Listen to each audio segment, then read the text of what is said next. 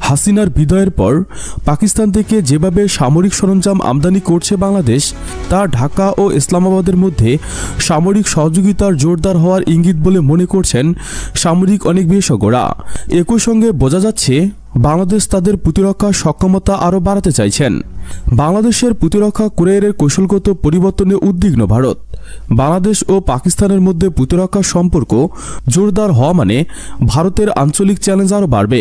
শেখ হাসিনার নেতৃত্বাধীন বাংলাদেশের সঙ্গে ঘনিষ্ঠ কূটনৈতিক ও অর্থনৈতিক সম্পর্ক ছিল ভারতের।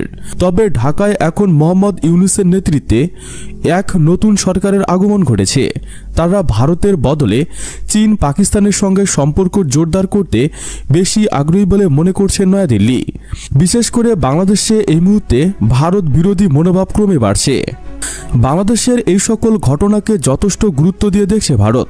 প্রতিরক্ষা মন্ত্রী রাজনাথ সিং সেনাবাহিনীকে বাংলাদেশের পরিস্থিতি বিশ্লেষণ করার নির্দেশ দিয়েছেন।